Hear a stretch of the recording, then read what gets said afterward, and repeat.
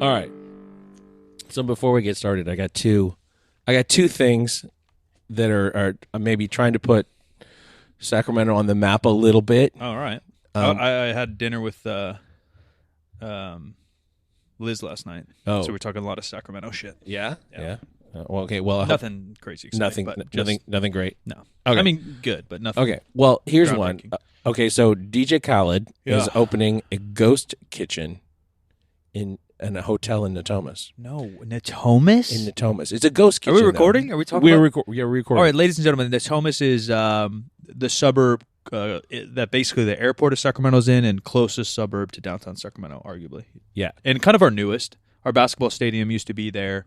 It's not our newest. That was a bad take. But it's evolving. Yeah. A big hospital, schools going there. Yes. In our old arena, and then some huge tech company moved there. Not huge as in Google, but big for us. Right. Yeah. So it's an evolving-ish city, but it's very normal suburb, which makes it random. So he's opening a ghost kitchen, so no dine-in, just delivery. DoorDashy things. Yeah. Called Another Wing. It's a wing. Oh, place. so I think that's a chain. Yeah, maybe so. Yeah. So he has another one. So his what's it called? Catchphrase is another one. Yeah. So we the best. It's Another Wing. Yeah, the Hilton Garden in Natomas. Sadly, I am a DJ Khaled fan. Jacob and them work with DJ Khaled. Oh, similar manager. Oh, okay. Not directly, obviously. Or shout out our boy Jacob's not a rapper or anything, but the professional athletes he works with are all interconnected with that. That's why I went on that rap cruise. Right. That was put on by DJ Khaled. Okay, he would be Jacob would be the whitest guy to rap ever. Quite Texas. But yeah, sadly, his rap name is Texas Thunder. Yeah, I do like DJ Khaled, but I have low hopes for those wings. And now that I know it's that, I'm kind of glad it's in Natomas. No offense, Natomas, but it's like suburby. It's like Wingstop. Right. It's good, but we have banging food downtown, so it probably doesn't fit here. Yeah. So the items riff on his song names or catchphrases such as "Suffering from Success," "Sesame Teriyaki Wings," or "Unbelievable Buffalo." Yeah. Yeah, I'll eat it, but I'm not. Eat it or eat it. Yeah, I'm not that excited. Another 10 and 20 wing combos like the major key meal or all I do is wing. And all I do is wing. I like it. I'm on one onion rings and winning waffles. I'm Waffle on one fries. remix with Lil Wayne's verse is one of my favorite songs all time. Yeah.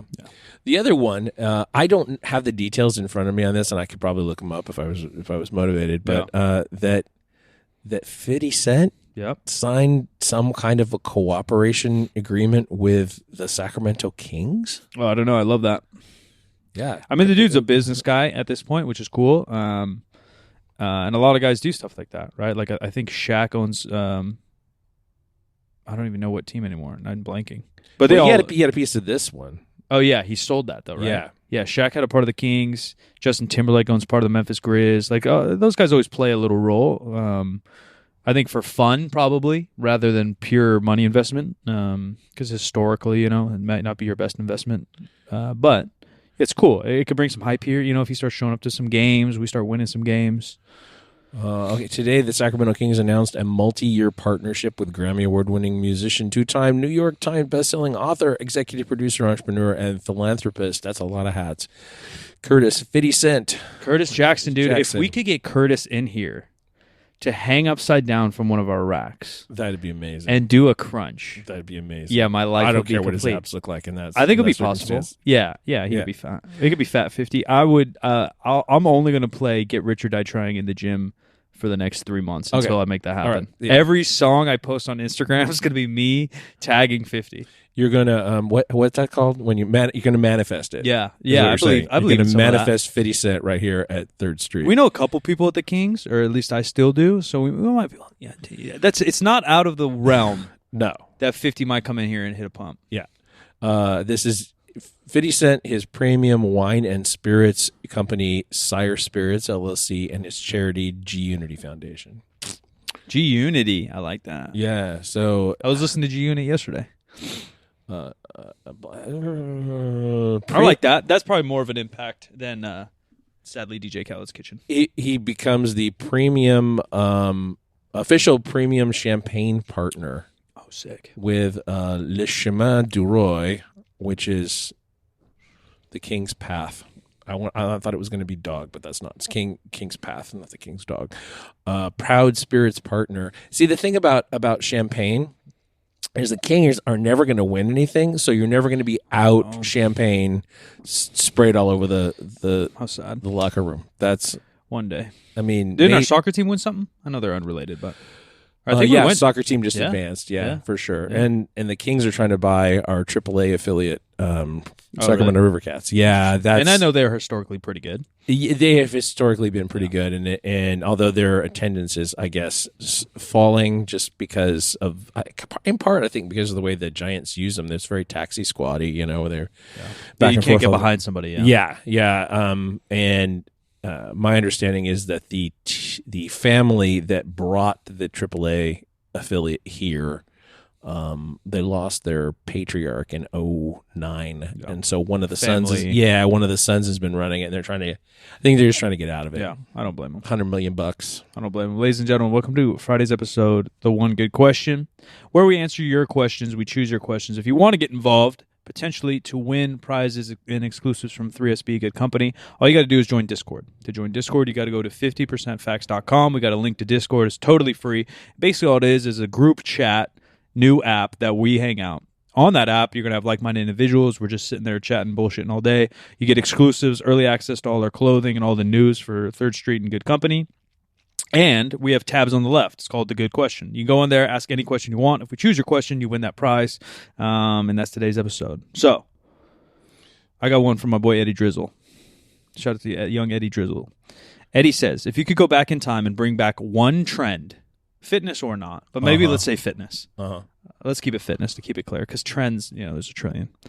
One fitness trend, what would it be from the past? I already got mine because I bitched about it on YouTube.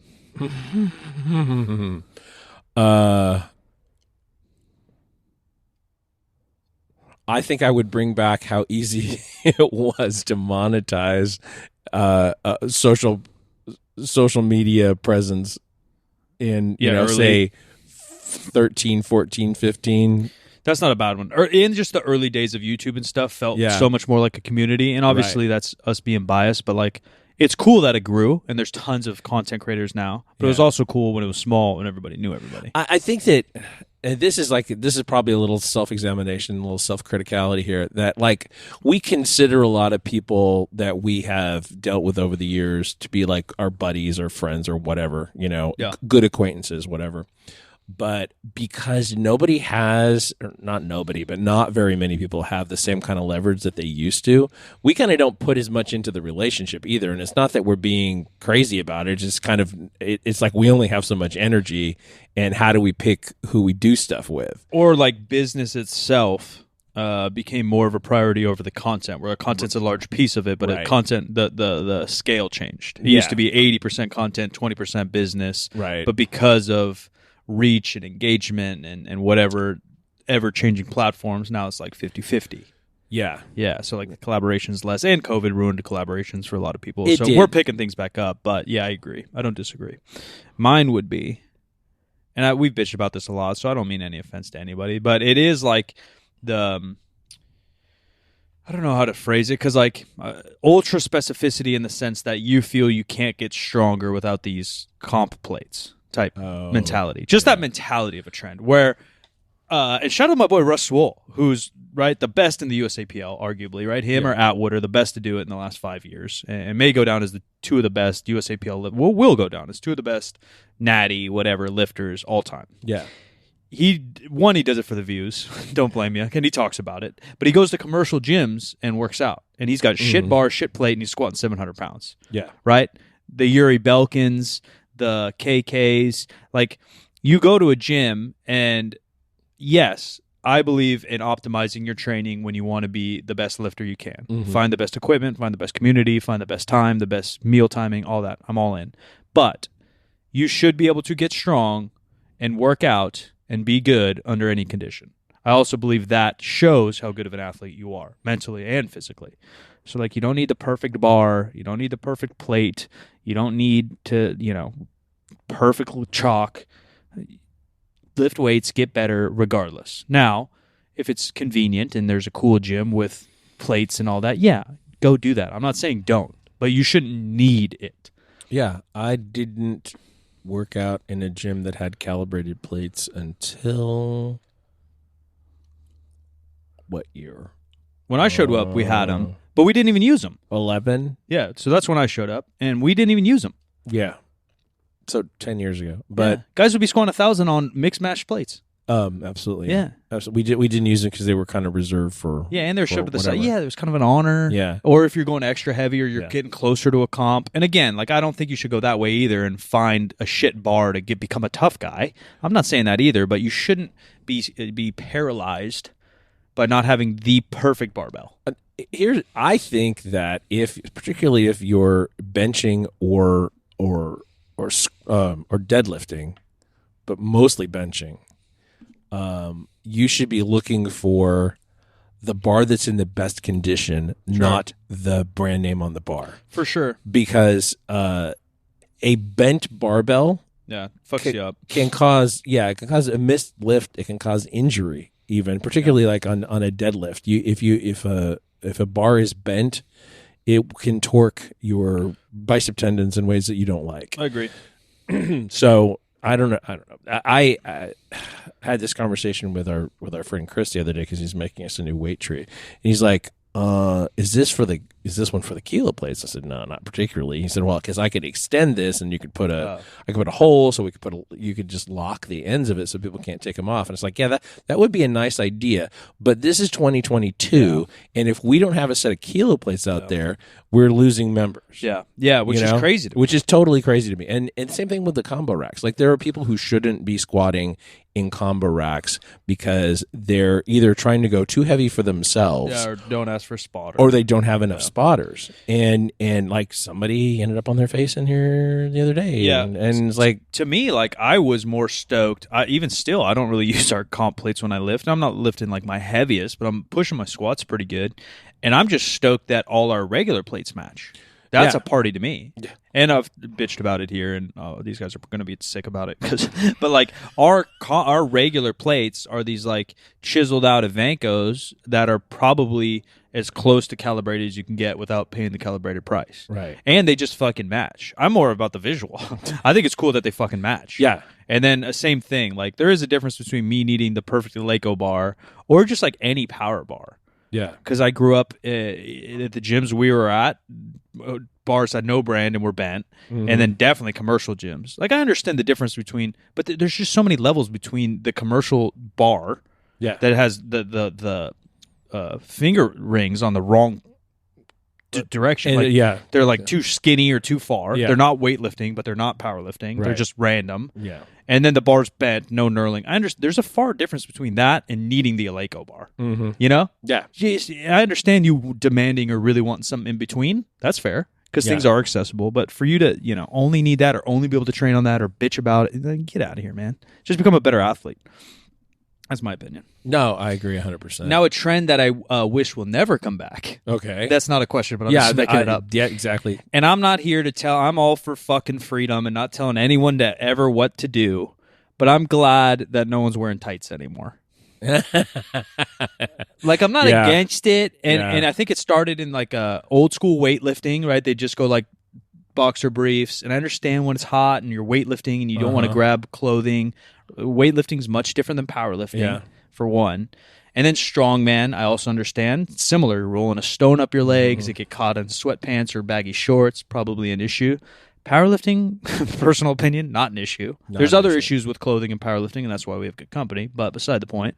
And look, I don't give a fuck what you're wearing. I'm not going to be dick gazing all fucking workout anyways, but it's just not, I don't think it's a good look.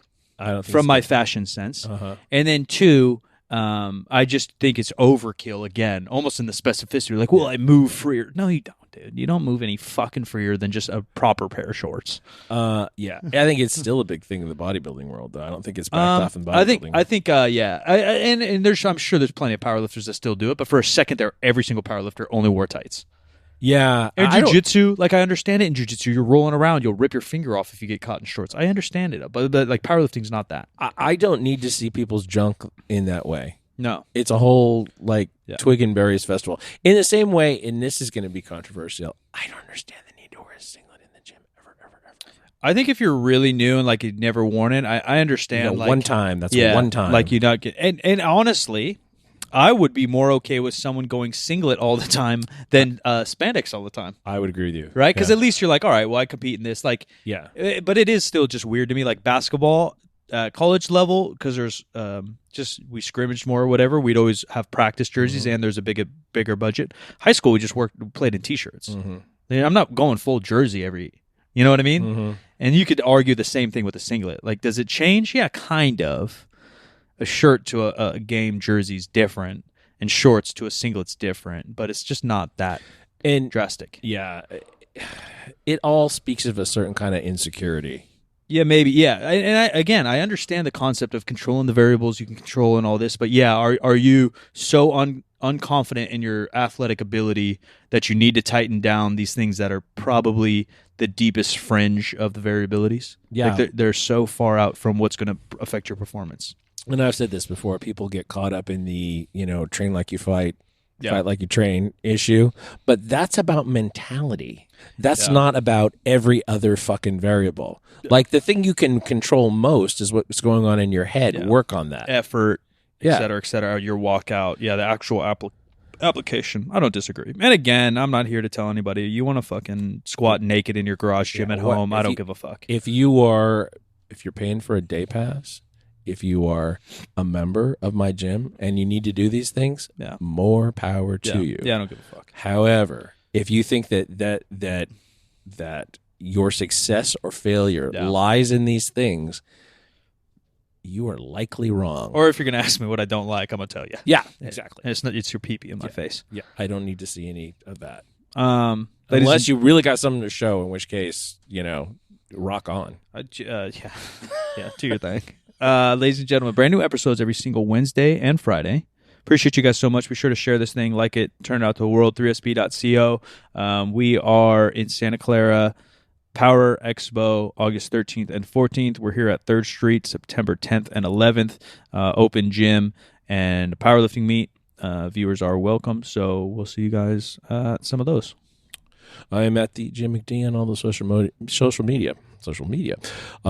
This is 50% Facts, where percent is a word and 50 is just numbers. 50% Facts is a Spreaker Prime podcast in association with iHeartMedia on the Obscure Celebrity Network. We'll talk to you next week.